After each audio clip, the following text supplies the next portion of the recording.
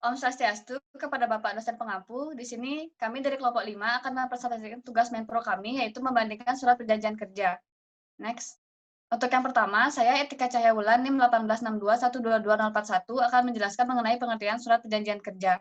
Surat perjanjian kerja itu sendiri yaitu surat yang diberikan oleh perusahaan kepada pekerja untuk menandai bahwa pekerja tersebut telah resmi bisa bekerja di perusahaan. Untuk surat perjanjian yang kami bahas di sini yaitu surat perjanjian antara owner dengan kontraktor dan owner dengan konsultan, yang dimana surat perjanjian tersebut merupakan termasuk jenis perjanjian kerja waktu tertentu, yaitu perjanjian kerja antara perusahaan atau owner dan pekerja untuk mengadakan hubungan kerja dalam waktu tertentu. Next. Berikutnya yaitu poin-poin perbandingan. Untuk poin-poin perbandingan yang kami gunakan sebagai perbandingan di sini mengacu pada Undang-Undang Nomor 13 Tahun 2003, tepatnya pada pasal 54 yang menyebutkan poin-poin yang harus ada dalam surat perjanjian itu sendiri. Untuk yang pertama, ada identitas pihak pertama dan pihak kedua. Pihak pertama sebagai pemberi pekerjaan dan pihak kedua sebagai pelaksana pekerjaan tersebut berisi identitas mulai dari nama, nomor telepon, alamat pekerja, dan jabatan atau jenis pekerjaan. Berikutnya ada tempat pekerjaan. Berikutnya lagi ada besarnya upah dan cara pembayaran. Berikutnya syarat-syarat kerja yang memuat hak dan kewajiban pengusaha, pekerja, atau buruh. Berikutnya mulai dan jangka waktu berlaku perjanjian. Berikutnya tempat dan tanggal perjanjian kerja dibuat. Dan yang terakhir yaitu tanda tangan sebagai bukti pengesahan surat tersebut. Untuk sampel surat yang kami bandingkan yaitu ada 2 surat. Yang surat pertama yaitu dengan owner Waldi Cali Jonathan Hukom dengan pengadaan perjanjian dengan kontraktor Milici Property and Kontraktor, dengan surat perjanjian yang kedua yaitu ownernya Putu Gede Sumadana dengan perjanjian bersama konsultan yaitu JEW Studio. Untuk perbandingan yang pertama yaitu identitas pihak pertama dan pihak kedua, di mana pada surat perjanjian yang pertama, di sini perjanjian pertama ini yaitu pelaksanaan pekerjaan pembangunan rumah tinggal di Tabanan.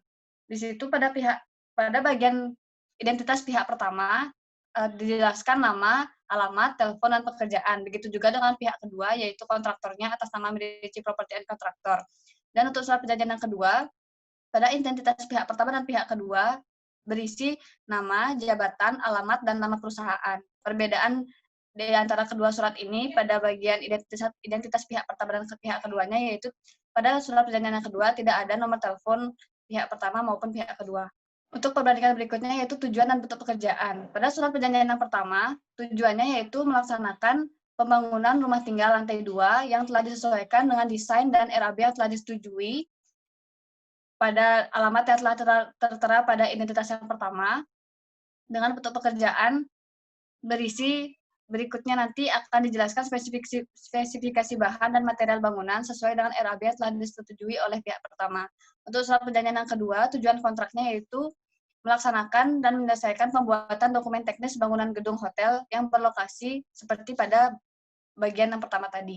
Untuk lingkup pekerjaannya, ada 6 lingkup pekerjaan, yaitu pekerjaan persiapan, pengukuran set dan sondir, gambar rencana arsitektur, gambar rencana struktur dan laporan analisa struktur, gambar rencana mechanical, electrical, dan plumbing atau MEP, beserta laporannya, dan yang terakhir yaitu presentasi pada Dinas Pekerjaan Umum dan Penataan Ruang Kota Denpasar. Next. Berikutnya yaitu untuk sistem pekerjaannya. Pada surat perjanjian yang pertama, sistem pekerjaannya, pihak kedua membuat RAB sesuai dengan desain dan luasan yang telah diberikan oleh pihak pertama. Yang berikutnya, pihak kedua menjamin pihak pertama bahwa pekerjaan teknis dan kualifikasi bahan dan material bangunan sesuai dengan RAB dan rincian material bangunan yang telah disetujui. Dan yang ketiga, yaitu pihak pertama dan pihak kedua sepakat bahwa pekerjaan yang belum tercantum sebagaimana yang terdapat pada pasal 3 ayat 2 perjanjian ini dan bukan oleh karena penambahan atau pengurangan pekerjaan dapat dituangkan kembali dengan pemberitahuan terlebih dahulu oleh para pihak. Dan pada surat perjanjian yang kedua, sistem pekerjaan dan biayanya dijelaskan menjadi satu pasal, yaitu pihak pertama menunjuk pihak kedua untuk melaksanakan pekerjaan tersebut dengan memberikan anggaran biaya seperti yang telah dicantumkan berikut itu. Untuk yang berikutnya akan dilanjutkan oleh teman saya. Saya Ramadhani Estu Segara Aji, NIM 18044. Di sini saya akan melanjutkan tentang perbedaan dari sistem pembayaran. Pada surat pertama, pada bagian pembayaran diterangkan bagian-bagian yang tidak termasuk dalam nominal keseluruhan proyek. Bagian termin terbagi menjadi 4, namun pada termin pertama telah dibayarkan sebelum menandatangan kontrak dan terbagi menjadi 5 down payment dengan nominal 40% dari nilai LAB yang disetujui. Termin yang kedua sebesar 30%, termin yang ketiga sebesar 27%, dan termin yang keempat sebesar 30% sebagai retensi dibayarkan di akhir proyek.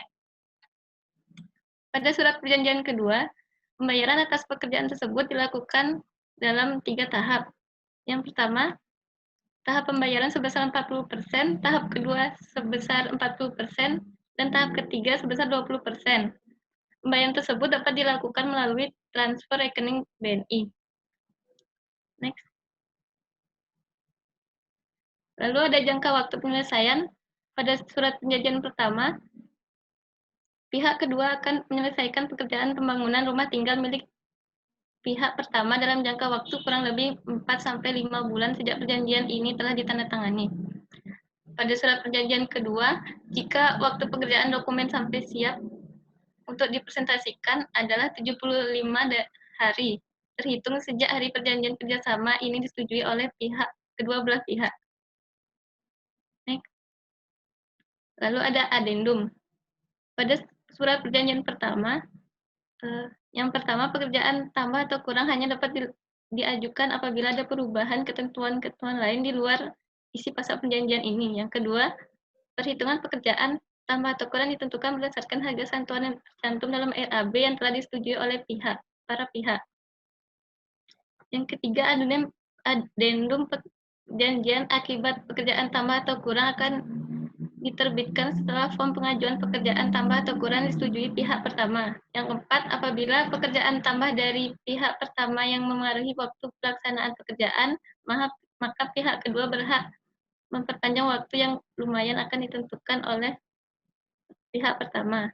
Pada surat perjanjian kedua, apabila terjadi perubahan-perubahan baik waktu maupun terhadap lingkup pekerjaan yang telah disepakati oleh kedua belah pihak, akan diadakan perjanjian tambahan atau addendum. Next. Lalu ada tanda tangan pihak pertama dan pihak kedua. Pada surat perjanjian pertama, ini tidak terdapat titel, yang dimana pada surat perjanjian kedua ini terdapat titel pada pihak pertama itu wakil pemilik dan pihak kedua pemimpin. Next. Ini pasal tambahan yang ada pada surat perjanjian pertama, yaitu pasal 7, masa pemeliharaan. Yang pertama, masa pemeliharaan ditetapkan selama 90 hari setelah pekerjaan selesai. Kedua, pekerjaan karena kerusakan yang terjadi dalam pemeliharaan dan bukan disebabkan oleh force majeure, maka semua biaya dikeluarkan ditanggung oleh pihak kedua. Pasal 8, penyelesaian perselisihan dan domisili hukum. Yang pertama, setiap perselisihan yang timbul akibat perjanjian ini atau pelaksanaannya dan tidak dapat diselesaikan oleh para pihak secara musyawarah. Yang kedua, apabila musyawarah tidak tercapai, maka para pihak setuju dan sepakat menyelesaikannya secara hukum melalui Badan Arbitrase Nasional Indonesia atau BANI. Pada pasal 9 lain-lainnya, yaitu menyatukan perjanjian tidak akan berhenti atau dibatalkan apabila terjadi hal yang tidak dapat diprediksi seperti kematian salah satu pihak. Selanjutnya akan dilanjutkan oleh teman saya. Baik, perkenalkan nama saya Putu Gede Wahyu Prasetya, NIM 18017. Di sini saya akan menjelaskan tentang perbandingan dari kedua agreement. Agreement yang pertama yaitu surat perjanjian pelaksana pekerjaan pembangunan rumah tinggal Kafling di Nuansa Sawah Blok B1 di Desa Nyitdah, Kediri, Tabanan. Dan agreement kedua merupakan surat perjanjian kerja pembuatan dokumen teknis bangunan gedung hotel yang berlokasi di Jalan Matahari Terbit, Sanur, Denpasar. Pada perbandingan yang pertama yaitu surat yang pertama merupakan pekerjaan kontraktor pelaksana dan pada agreement kedua itu merupakan konsultan perencana. Pada poin yang kedua terdapat 9 pasal pada surat perjanjian yang pertama, sedangkan yang agreement kedua terdapat 7 pasal pada surat perjanjiannya.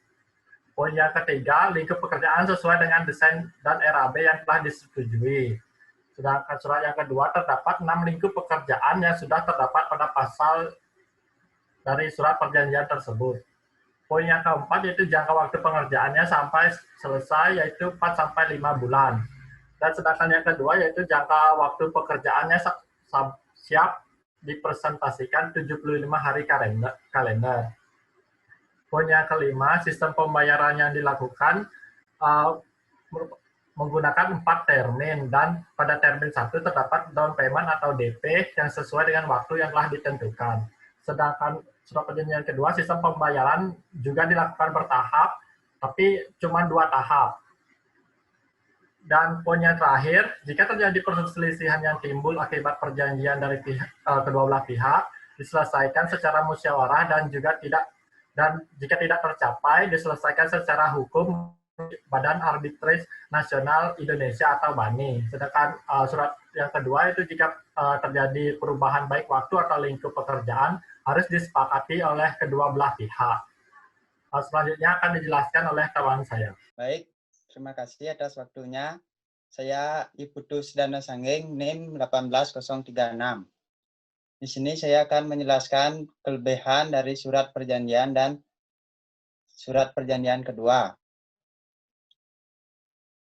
Yang pertama, kelebihan surat perjanjian pada pekerjaan pembangunan rumah tinggal Kapling Bapak Waldi Charlie Jonathan Hukum. Kelebihan yang pertama, isi surat perjanjian lebih detail. Yang kedua, lingkup pekerjaan lebih banyak. Yang ketiga, dijelaskan perjanjian mengenai pekerjaan tambah kurang. Yang keempat, dijelaskan biaya dan cara pembayaran per termin.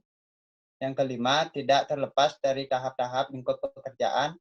Keenam, dilengkapi lampiran pembagian pekerjaan per termin. Yang ketujuh, dilengkapi lampiran kualifikasi bahan. Kelebihan yang kedua, pada surat perjanjian pada pekerjaan pembuatan dokumen teknis bangunan gedung hotel Bapak Putu Gede Kusumedano. Yang pertama, isi surat perjanjian lebih sederhana. Yang kedua, lingkup pekerjaan lebih banyak. Yang ketiga, tidak terlepas dari tahap-tahap lingkup pekerjaan. Selanjutnya akan dilanjutkan oleh teman saya. Terima kasih atas waktunya. Sekarang saya akan menjelaskan tentang kekurangan dari surat perjanjian yang pertama dan kedua. Saya mulai dari yang pertama, yaitu pada pekerjaan pembangunan rumah tinggal Kafling Bapak Waldi Charlie Jonathan Hukum. Yang pertama, pada bagian identitas pembuat, perjanjian tidak melampirkan jabatan dalam perusahaan. Yang kedua, tidak tercantum nomor rekening yang dituju untuk pembayaran. Dan kekurangan pada surat perjanjian pada pekerjaan pembuatan dokumen teknis bangunan gedung hotel, yaitu surat perjanjian nomor 2. Yang pertama, bahasa yang digunakan pada surat perjanjian ini terlalu teknis sehingga bisa membuat pihak nomor 2 keliru dengan poin-poin yang disampaikan. Yang kedua, tidak terdapat pasal yang menyangkut tentang penyelesaian perselisihan domisili hukum. Yang ketiga, tidak melampirkan kualifikasi bahan. Sekian dari saya. Baik, demikian yang dapat kami presentasikan dari kelompok 5 yang membawakan perbandingan surat perjanjian kontrak pertama dan surat perjanjian kontrak kedua. Dengan itu kami ucapkan terima kasih atas waktu yang telah diberikan dan kami tutup dengan peramal Santi. Om Santi Santi Santi Om.